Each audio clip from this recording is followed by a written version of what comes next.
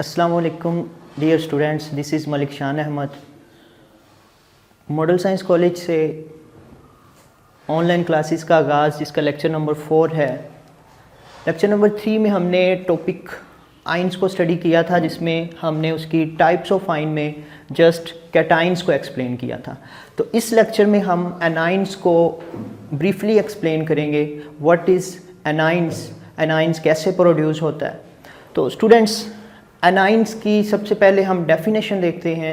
Any species having negative charge is called A9.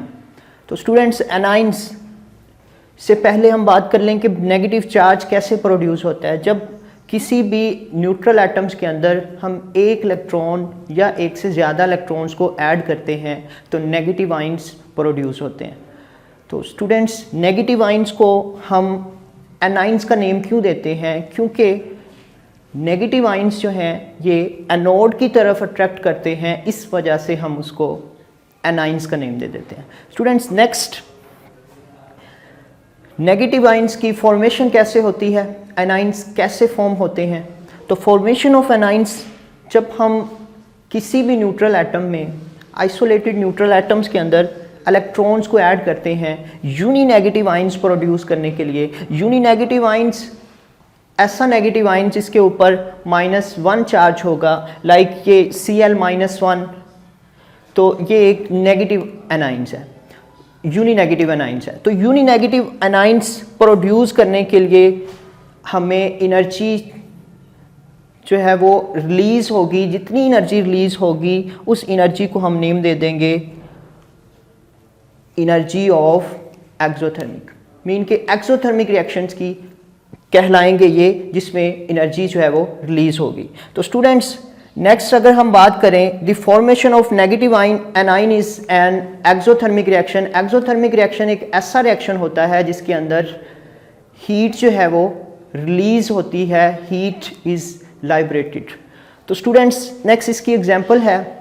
Example में एक neutral atom है, उसमें हम एक इलेक्ट्रॉन्स ऐड कर रहे हैं, तो ये एक एनाइन प्रोड्यूस हो रहा है और साथ में कुछ एनर्जी जो है वो सफिशिएंट अमाउंट में वो रिलीज़ होगी। तो इस रिलीज्ड एनर्जी को del H is equal to negative, इसको हम नेगेटिव लिखेंगे। अब नेक्स्ट स्टूडेंट, इसमें एक और पॉइंट है कि जब आप इलेक्ट्रॉन्स को यूनी नेगेटिव एनाइन के अंदर, या आप सिंपल कह लें कि एनाइंस के अंदर जब हम इलेक्ट्रॉन्स को ऐड करते हैं तब हमें कुछ अमाउंट में एनर्जी जो है वो ऐड करनी पड़ती है। एनर्जी रिक्वायर्ड होती है यूनी नेगेटिव एनाइन के अंदर इलेक्ट्रॉन्स को ऐड करने के लिए। तो जब हम यूनी नेगेटिव एनाइंस के अंदर इलेक्ट्रॉन्स को ऐड करेंगे तो एनर्जी जो है वो उसमें कुछ रिक्वायर्ड होगी। अब एनर्जी क्यों रिक्वायर्ड होती है, इसकी रीज़न ये है कि उसमें इनकमिंग इलेक्ट्रॉन्स की रिपल्जन की वजह से इलेक्ट्रॉन्स जो हमारे पास सेंकिट आएगा, जिसको हम बोलेंगे डाई यूनी नेगेटिव आइंस। तो डाई यूनी नेगेटिव आइंस जो होगा वो हमारे पास एक एंडोथर्मिक प्रोसेस होगा, चूँकि इसमें हीट जो है वो रिक्वायर्ड है। स्टूडेंट्स, नेक्स्ट हम देखें तो एनाइंस जो हैं -1, -2, -3, -4 चार्जेस रखते हैं। अब इनका चार्ज किस पे डिपेंड करता है कि कितने नंबर ऑफ इलेक्ट्रॉन्स इसमें ऐड किए जा रहे हैं। ठीक है, अगर एक न्यूट्रल एटम्स में हम एक इलेक्ट्रॉन ऐड करेंगे तो उसके ऊपर चार्ज -1 आएगा। 2 इलेक्ट्रॉन्स ऐड करेंगे तो उसके ऊपर चार्ज -2। 3 इलेक्ट्रॉन्स ऐड करेंगे तो उसमें के ऊपर चार्ज -3।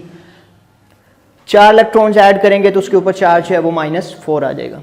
स्टूडेंट्स, नेक्स्ट जो बोर्ड के अकॉर्डिंग इसमें भी एक इम्पॉर्टेंट शॉर्ट क्वेश्चन है कि anions are larger in size than their parent atoms, justify it. तो स्टूडेंट्स, इसको जस्टिफाई करने के लिए रीजंस फिर वही आप बताएंगे कि एनाइंस जो हैं इनका साइज़ क्यों ज़्यादा हो जाता है, चूँकि इलेक्ट्रॉनिक क्लाउड प्रोड्यूस हो जाता है इलेक्ट्रॉन्स के ऐड करने की वजह से। तो स्टूडेंट्स, यहाँ पे एक मैंने क्लोरीन का एटम लिया, चूँकि ये भी पीरियड नंबर 3 में है लेकिन ग्रुप नंबर 7A में मौजूद है, तो इसके वैलेंस शेल में 7 इलेक्ट्रॉन्स हैं और इसके नंबर ऑफ शेल्स 3 हैं। तो स्टूडेंट्स, टोटल 17 इलेक्ट्रॉन्स हैं इसमें। जब हम एक न्यू इलेक्ट्रॉन इसमें ऐड कर देंगे तो टोटल 18 इलेक्ट्रॉन्स हो जाएंगे। एक एनाइंस प्रोड्यूस होगा जो कि यूनी नेगेटिव एनाइंस कहलाएगा। तो स्टूडेंट्स, इसमें इसकी निस्बत इलेक्ट्रॉनिक क्लाउड ज़्यादा होने की वजह से जो जब इलेक्ट्रॉनिक क्लाउड्स बढ़ जाएगा तो इसका साइज़ जो है वो इसकी निस्बत थोड़ा सा इंक्रीज़ कर जाएगा। तो इस बेस पे हम कहते हैं due to increase in electronic cloud हम कहेंगे कि पेरेंट एटम की निस्बत जो नेगेटिव एनाइंस है उसका साइज़ लार्जर होता है। स्टूडेंट्स नेक्स्ट हम बात करते हैं कॉमन एंड सिंपल एनाइंस की। तो कॉमन एंड सिंपल एनाइंस जैसे कि F-1 है, फ्लोराइड आइन है, Cl-1 है, I-1 है, S-2 एट्सेट्रा। स्टूडेंट्स नेक्स्ट हम बात कर लेते हैं कुछ एनाइंस की जो कि ग्रुप ऑफ एटम्स रखते हैं। तो उनकी कुछ एग्जांपल्स यहाँ पे मैंने लिखी हैं। MnO4-1 है, CO3-2 है, PO4-3 है। तो स्टूडेंट्स ये एनाइंस का टॉपिक है जिसमें लास्ट लेक्चर में हमने कैटाइंस पढ़ा था और आज हमने एनाइंस को कवर किया। तो एनाइंस और कैटाइंस का डिफरेंशिएट भी पूछ लिया जाता है बोर्ड के क्वेश्चंस में, इन दोनों का डिफरेंशिएट बताएं। तो स्टूडेंट्स डिफरेंशिएट लिखने के लिए मैंने इनको पॉइंट्स के फॉर्म में लिखा हुआ है, आप उसको दरमियान में लाइन यूज़ करके आप दोनों साइड पे दोनों के पॉइंट्स को कंपेयर कर सकते हैं। तो स्टूडेंट्स आज का टॉपिक नंबर एनाइन ये कंप्लीट हो गया। आज तक के लिए इतना ही। कोई क्वेश्चन हो तो आप कमेंट बॉक्स में पूछ सकते हैं। अल्लाह हाफिज़।